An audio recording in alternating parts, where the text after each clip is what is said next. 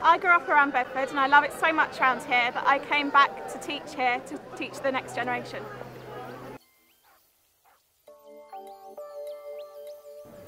My favourite thing about Bedford is the Corn Exchange, because I've done a couple of shows there and I also like the cinema.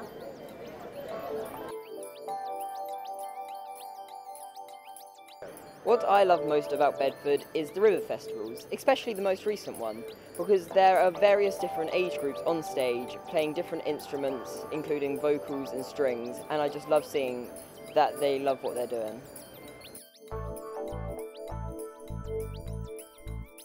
Well, my memories of Bedford are mostly from my teenage years, dancing at the Corn Exchange, all the big bands, memories of Glenn Miller and all his music, dancing up Cardington Camp. Yeah, we had no late night bars or discos in those days, but we did do a little bit of underage drinking in a little bar.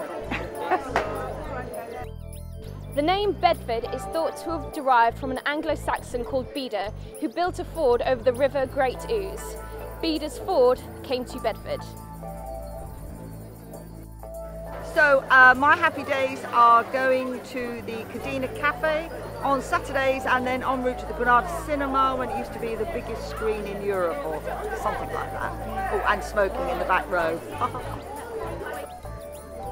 Well, I think Bedford's a really dynamic place to live. It's loads going on, and you've just got to look at this year. We've got the 850th anniversary of the town, and there's the Harbour Trust 450th anniversary.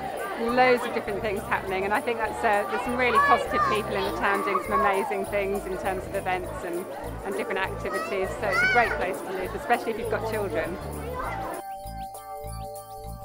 Did you know Anglo-Saxons used dragons to represent Viking raiders? Viking raiders! I've lived in Bedford for nearly 40 years now. I've had all my children, my 4 children at Bedford Hospital, which is great. Lovely people that work there, really hard-working nurses and doctors. And there's loads of nice areas to hang out in Bedford, parks, the river. It's always good places to go. And working for Bedford Borough Registration Service, I've had the pleasure of marrying a lot of Bedford's lovely citizens, which is a pleasure. So yeah, Bedford's great. The Bedford Pipes and Drums.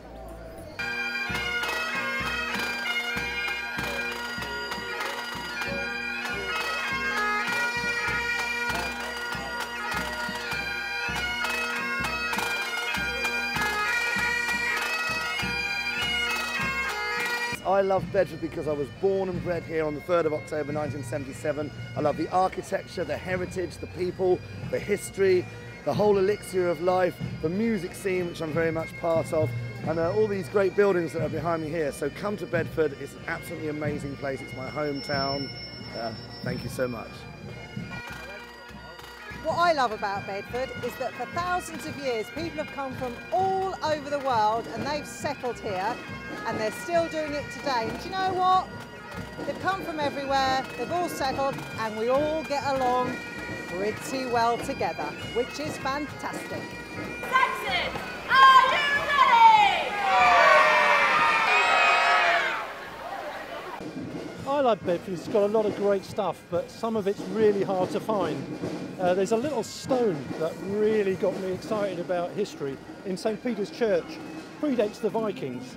Hardly anybody knows it's there, and so much of Bedford stuff just needs to be brought out in the open. Brilliant.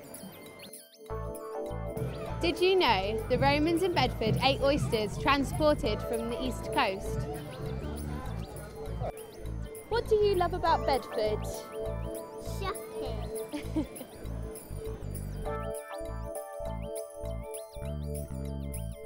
I like Bedford because I went on a school trip to learn lots about John Bunyan. Hello, my name is Max Voyden, born and bred in Bedford, and in my spare time I like to bring history to life as a reenactor. Ah!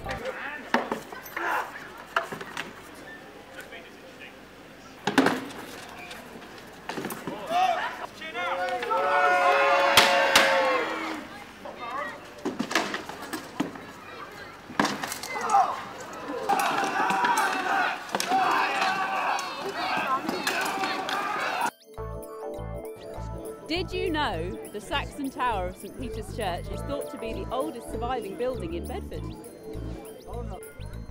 I like eating ice cream by the river in Bedford. Well, the shops are great out here, like River Island and Topshop, and they have like a large variety of like things you can get. So yeah, Bedford is quite cool.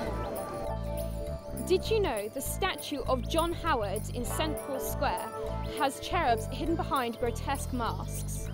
I'd like to tell you about this statue by John Mills. It's called The Meeting, and it's about a family meeting their father after school. So there's a boy with his football on one side, and there's the rest of the family, children lagging behind on the other side. But it's always intrigued me because they look kind of distracted. There's no eye contact, and they look a touch forlorn. And I always wonder, what is the story?